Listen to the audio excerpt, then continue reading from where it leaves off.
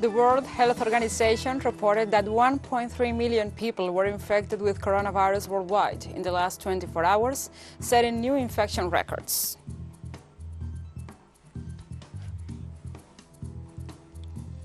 The Biden administration requested the Supreme Court for permission to end the Trump-era Remain in Mexico program.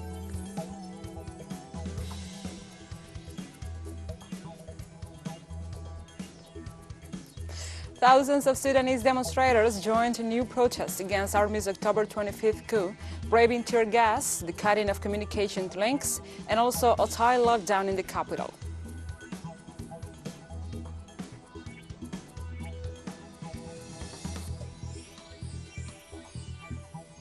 From the headquarters of TeleSUR English in Havana, Cuba, this is From the South. I'm your host, Gladys Quesada.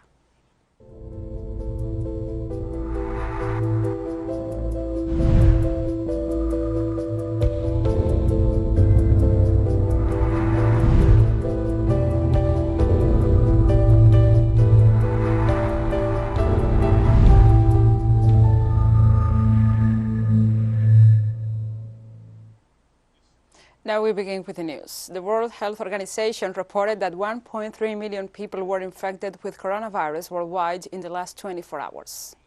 The number is 40% higher than the previous record number of coronavirus infections in one day.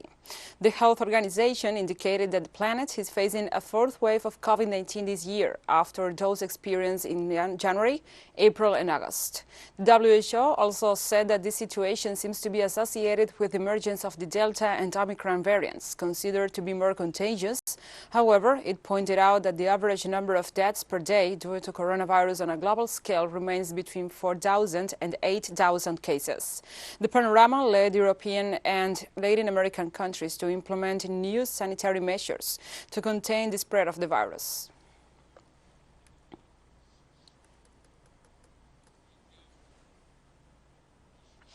In the Americas, COVID-19 cases increased by 50% during the last week, while coronavirus-associated deaths rose by 11%.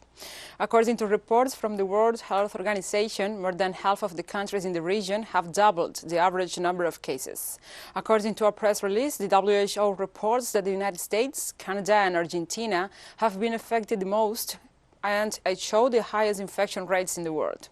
In the Indian nation and region, Bolivia leads the rise, but cases have also increased in Colombia, Ecuador, and Peru. At the same time, the Pan American Health Organization warned that due to the end-of-year festivities, cases could continue to rise in the coming weeks, as well as hospitalizations and fatalities.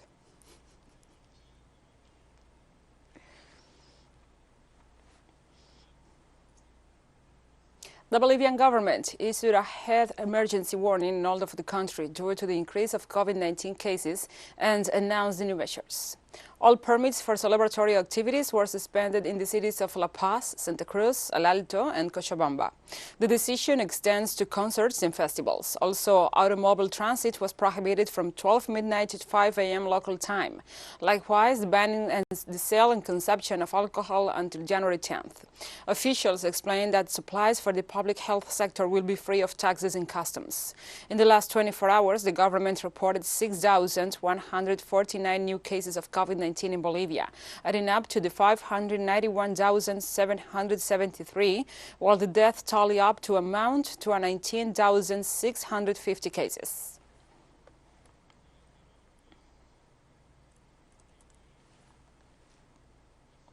This Wednesday, the government of Peru maintained 37 continuous hours of vaccination nationwide, with the goal of reaching 80% of the population immunized with 2 doses of the COVID-19 vaccine. The Ministry of Health set up 24 vaccination centers that will be open non-stop until 8 p.m. local time on Thursday.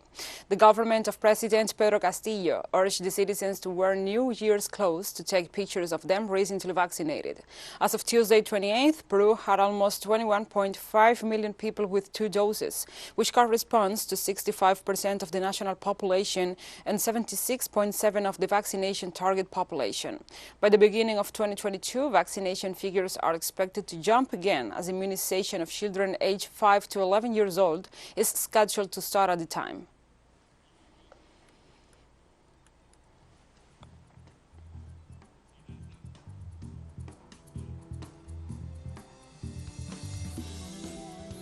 We'll be right back after this very short break, so don't go away.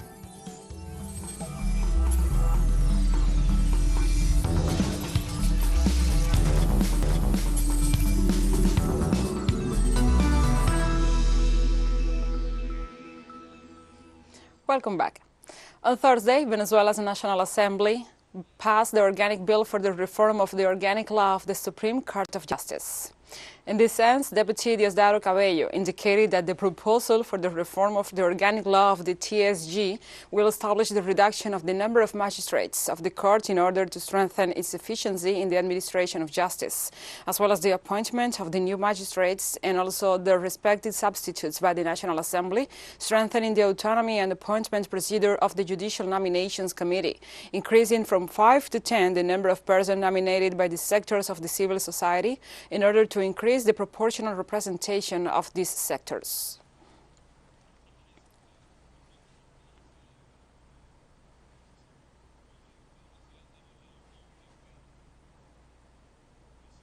In Bolivia, more than 50 victims of undue detention and torture during the de facto government sued the main authorities of Janine Áñez before an international tribunal. Our correspondent, Freddy Morales, tells us the details. Expert investigations established that more than 1,500 people were improperly detained, many of them under torture, during the de facto government of Janine Áñez. Process for sedition, for terrorism, for damage to public health, all of that, but nothing was ever proven. They wanted me to say that I'm here because they have paid me, and that is why I am here. But it was not true. We have called ourselves to come out in defense of democracy and also of the Pollera women who are very humiliated. The de facto government even went so far as to shackle people who were hospitalized due to their delicate state of health. Until we obtain justice, because the final objective is that never again in Bolivia what happened in the government of Janine Áñez will be repeated. The whole world must know what happened. More than 50 people who suffer imprisonment and torture for political reasons have organized themselves into a victims committee and announced that they have presented their cases to the United Nations Committee Against Torture. 72nd session of the Committee Against Torture, we have presented a criminal complaint for the crimes of torture and cruel and inhuman treatment to 54 people who have been victims of these crimes against humanity. This has been exposed before the Committee Against Torture, and they have mentioned it is in this final report of recommendations to the plurinational state of Bolivia, who has accepted these facts as true. The Convention Against Torture is a body of 10 independent experts that monitors compliance with the Convention Against Torture and other cruel, inhuman, or degrading treatment or punishment by states that are members of the United Nations. It entered into force in 1987. Freddy Morales, TeleSUR, Bolivia. Thank you, Freddy, for this report, and now we continue. In Argentina, it is now 1 year since the legalization of the voluntary, no-cost, and safe interruption of the pregnancy. 12 months ago, the sectors backing up this initiative took the streets of Buenos Aires to celebrate the approval of the law in Congress that permits the self-determining right of pregnancy interruption under state guarantees and health care support. This Thursday, the groups who favor this legislation will gather in what they call a federal pañuelazo on the 100th protest to demand the full application of the voluntary pregnancy interruption law. The activists denounce that the norm has suffered setbacks in the courts, while some health professionals refuse to put a stop to the burden. Official information registered that since the coming into force of the law, 32,000 pregnancy interruptions have been effected in the Argentine public health system.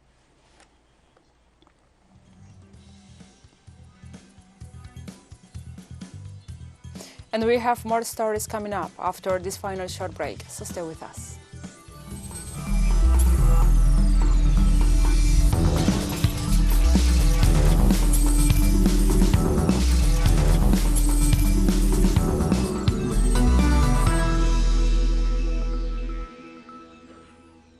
Welcome back to From the South. Thousands of Sudanese demonstrators joined new protests on Thursday against the army's October 25th coup, braving tear gas, the cutting of communication links, and a total lockdown in the capital. Demonstrators reached within a few hundred meters of the presidential palace in Khartoum, the headquarters of military chief General Abdel Fattah al-Burhan, before troops, police and paramilitary units launched multiple tear gas canisters into the crowd. The activists are calling for a transition to civilian rule. Witnesses reported similar anti-coup protests in Mudani, south of the capital, and the cities of Kassala and Port Sudan in the east. Activists have carried out a campaign of street demonstrations against the army's takeover, despite a crackdown that has seen at least 48 people died in protest-related violence.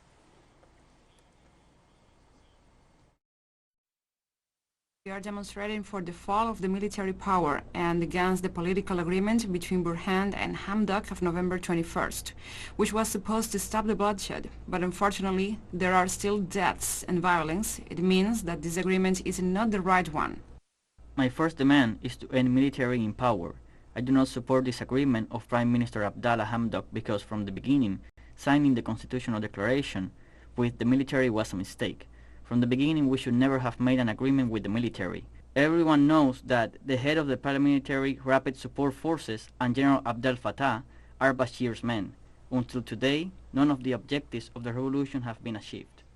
United States and Israeli fighter jets were accused by the Yemeni popular movement Ansarullah of participating in the bombing of the capital Sanaa and other Yemeni cities. The member of the Political Council of Yemen's Ansarullah People's Movement, Ali Akhum, said on Wednesday that the country will take action against the criminal aggression against the capital city of Sanaa and other cities. He also ratified that these attacks are under the instructions of the United States and Israel. It should be noted that this statement comes amid the advance of the Yemeni army against the Saudi coalition in different sections of the Yemeni territory under the support of the popular committees.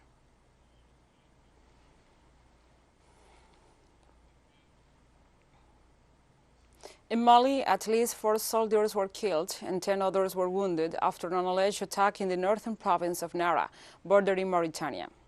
Through a press release, Mali's armed forces explained that the attack was carried out in the afternoon with the use of explosive devices and heavy weapons. Among the affected areas were the localities of Ninan, where a gendarmerie post was set on fire, causing the disappearance of 2 officials. Also in the region of Kira, where a forest post was attacked again, causing the death of 2 civilians, including a pregnant woman. Mali is going through a period of strong instability after 2 coups d'etat and permanent attacks by extremist groups.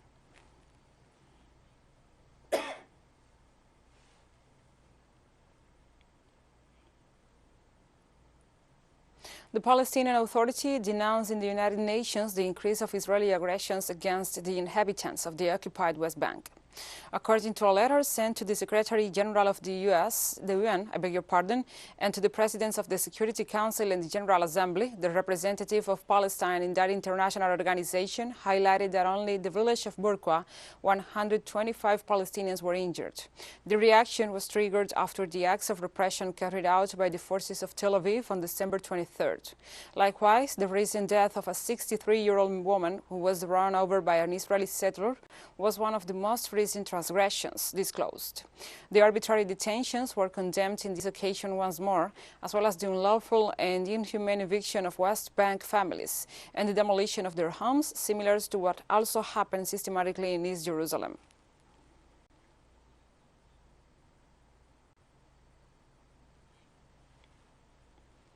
The government of Iran considers as satisfactory the progress achieved in the framework of the dialogues being held in Vienna to rescue the nuclear agreement signed with the Western powers in 2015. According to Iranian negotiator Ali Bagheri, in the negotiations between the 2 sides, some reading exchange on the lifting of sanctions are taking place, as well as the progress in the dialogues during the first days of the talks being held in Vienna. During the discussions, the main challenge is to bring Washington back to the agreement, from which it unilaterally withdrew in 2018 and unilaterally imposed sanctions on Tehran. So far, it is known that the next round of negotiations will restart on January 3rd.